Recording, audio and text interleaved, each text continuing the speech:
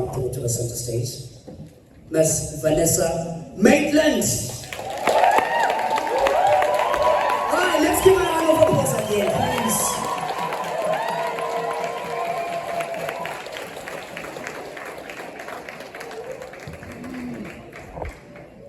I hope you're gonna teach me the deep sea diving. Okay. Yes, sir. Thank you.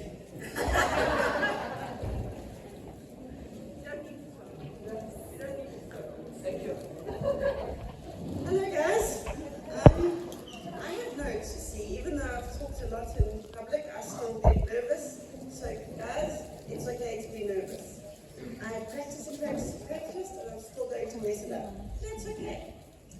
So, today, I am not going to talk to you about archaeology like I did last year, about how we did it. I'm going to talk to you about my story and the story of us. So it is either a cautionary tale or it's a tale of hope. You have to decide when I'm finished.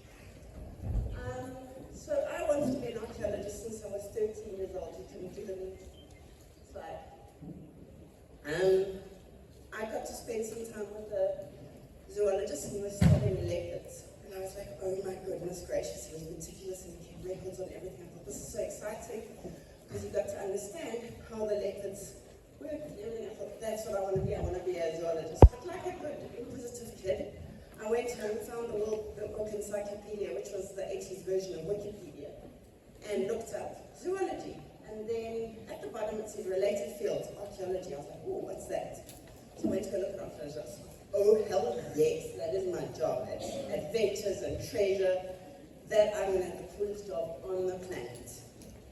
So, during school I was not very good at maths. So that you guys that are not very good at maths, it's okay.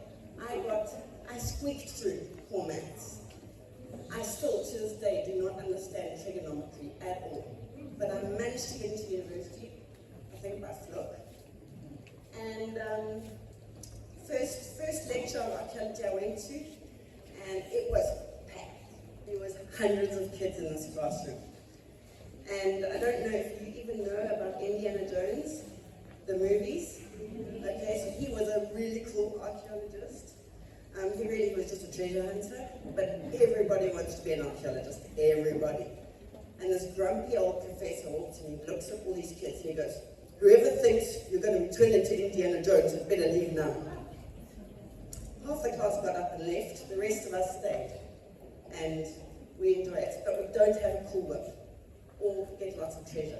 Nevertheless, I was a terrible student at university. I partied too hard. I failed first year abysmally. I begged and pleaded and took out student loans to get back. They let me back in. I was fine for a whole year and a half, and then I ended up dropping out of university pregnant and with no real hope. I lost the baby. I thought, I'm not going back to university. I'm done, I'm going to work. And I grew flowers and dried them for 2 years. Fine. Now I'm bored out of my cotton picking mind. So I go back. I think, okay, I'll go back to university. I really, really want to be an archaeologist. So, working full time, I went back and I worked. Fine. I was a much better student this time around. So actually being a bit older helps. Then my stepfather was shot and killed really badly in my last year of university. I was like, okay, fine. So I passed. But it was a hard year. I didn't get good enough marks to do my honours. So, no problem. I'm stubborn. I'm really stubborn. I went back, I redid third year. I got into honours. I even got a partial bursary to do it. I then did my honours. Then I left university. Still, where am I going to get a job in archaeology? I have no idea. We need food, we need a roof over our heads. So my mum and I started a business, not in archaeology. I did that until I was 34. At 34, we were living in Toberge, former Port Elizabeth, and they were building the port, which you actually say correctly, and I have never said correctly. I always say Ngakuru, but I'm wrong. But nevertheless, it's that port. And they had found this really cool shipwreck. So there was a job offer, minimum wage, petty cash girl, for the diving company. I thought, I'm going to take the job, and maybe, just maybe, I will be able to work on the shipwreck. my cunning plan worked. I ended up working on that shipwreck for 2 years, and I worked so hard, and people would say to me, why are you working so hard on this report? It's like they're not paying you enough. I'm like, first of all, I'm learning about maritime archaeology, because I've done Stone Age archaeology, I've done Iron Age, I've done early farming communities, I've done historical, I hadn't done shipwrecks. So I used this opportunity to learn as much as possible about shipwrecks and archaeology. It opened up other opportunities. I then got a better paying job doing another shipwreck in Durban. I got invited by SARA, the South African Heritage Resources Agency, to come and participate in their field school, their maritime archaeology field school. So that report, and putting so much effort into that report, opened up opportunities. So, now I have traveled all over Africa. I've worked in Tanzania, I've worked in Mozambique, I've worked in Namibia, I've worked in Botswana, and I've worked in Senegal, and obviously South Africa. I get to get involved in really, really cool projects. I've worked with the African Slave Wrecks Project, I've worked with the China-South Africa, or I'm working with the China-South Africa Maritime Archaeology Cooperation Project. So there's all these cool things and opportunities that I'm now able to enjoy. I'm sorry, that was the first, I didn't tell you about slides. That was the County of Pembroke shipwreck. That was my entree to maritime archaeology. And then go to the next slide. That's some of the sites I worked. So it's not just maritime archaeology, it's Stone Age, it's Iron Age, it's historical stuff. On the next slide. Okay, so here we are. So what is archaeology? And archaeology, where do we get our stories from? Oh, okay, let me take a break. So, we get our history from different sources, and the primary source is the written record. The problem with the written record is that it was previously, obviously not anymore, but previously it was only in a few areas in the world, like North Africa, the Middle East, Europe, and then Asia. That only goes back 6,000 years. We've been on this planet for millions of years, as modern Homo sapiens, hundreds of thousands of years, somewhere thereabouts. So it is also written by a select group of people. It's people that, the victors, the people that won the wars. It's the people that were rich. It's the people that could write. And so they curated what stories we heard and what stories we keep. So we're losing, and at the end of the day, 99% of our history then, written history, is basically written by rich white men. So where else do we get our stories from? And that's the next slide. We get it from oral histories. Now, oral histories come from, obviously, the ones that had, the cultures that had written history also had oral histories. But it is very, very important for the cultures that don't have a written history. And these are stories that are passed down from generation to generation. It's the artists and the choir, the singers, the storytellers, the drama club. Those are our modern day oral historians and storytellers. So these are important sources, but like written record, they're biased.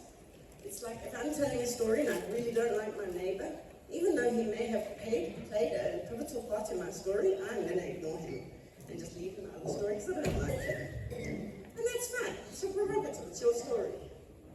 So, where do we come to now? The really cool thing, and that's the next slide, is archaeology. What is archaeology?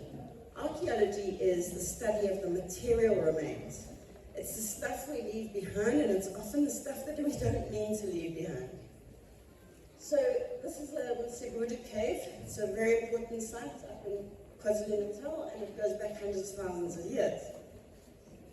Next slide. Archaeology is not just about the cool structures. This is Great Zimbabwe. I mean, it is an epic site, but it is a structure. What archaeology is rubbish. We leave stuff. Sometime look in your garden, dig a hole for a plant, and see what you find out there. I don't have Lego playing kids anymore, okay? I don't play with Lego. I built my house where a house has never been built before, and the other day I was digging in the garden and there was a piece of Lego. I'm like, no, my kids are grown up. Where on earth did this Lego come from? How can this Lego have just a communal, for about 7 or 8 houses, a communal compost heap. So in one of those houses, a kid was playing. They lost their Lego in the rubbish. It ended up in the compost heap. I brought the compost to my garden. Now I have Lego in my garden. If an archaeologist comes in 100 years, they're going to say, did she have a kid? They'll see there were no other toys in the garden, well, except for my dog's toys, which they lose regularly. But then they might do archaeology of the whole site, and they might find that there was a whole lot of communities living, or houses living in one community, and so they will build a story of what happened.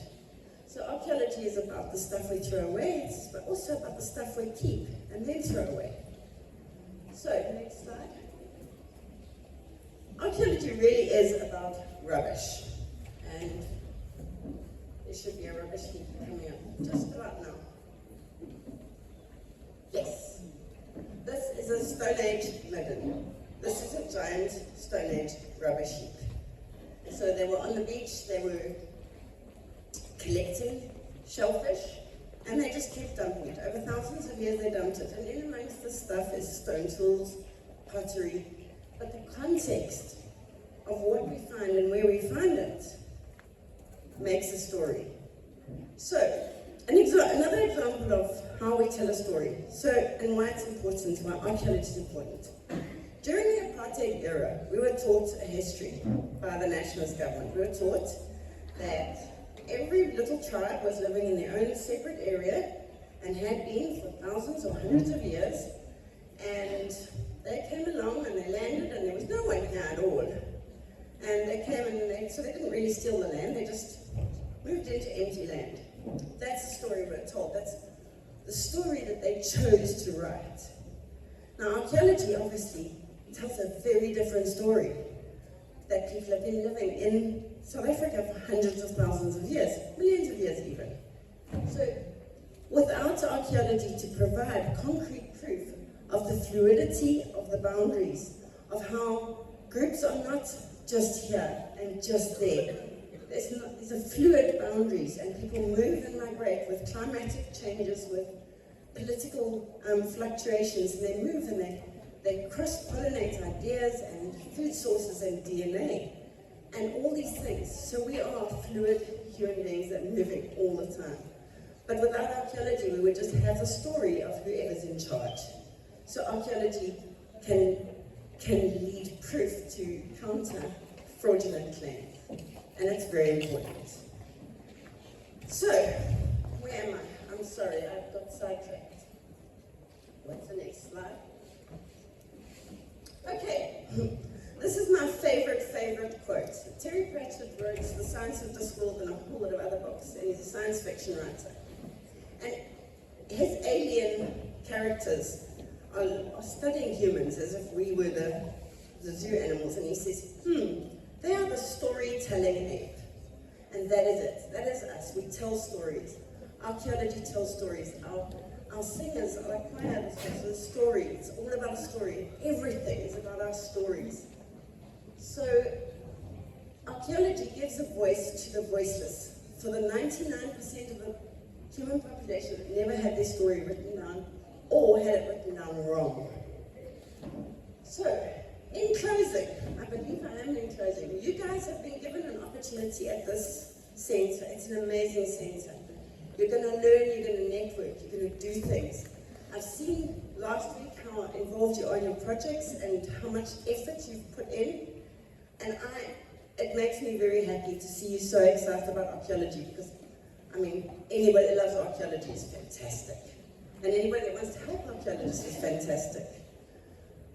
Whether you win or lose, it doesn't matter, because you've learned skills and you're meeting people. They're gonna give you knowledge and they're gonna help you on your journey, just like I was helped on my journey by various people through my life. So my advice is that, what was my advice? Work hard now. You guys, some of you have got a lot of years left of school, some of you have only got a short time left in school. Put as much effort as you can into getting the best possible marks so that you have the greatest amount of opportunities. So just work. I wish I'd worked harder in school. I wish I'd put more effort in, because it would have been a little bit easier later on. So just do that one thing. Oh, and not one thing, it's about 5. You don't have to know what you want to do.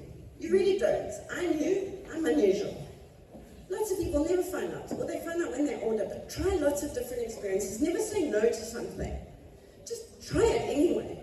And if you fail, it doesn't matter. You get up and you try again. But go for every single opportunity you get. Because you never know what you'll get.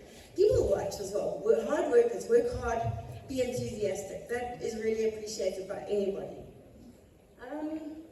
And don't give up on your dreams. Any dream. Pick a dream, stick to it. If you want to change a dream, that's also fun. But find a dream and really, really stick by it. And don't be 18 and stupid, be 18 and smart. And I hope you enjoyed my cautionary tale stroke trailer park.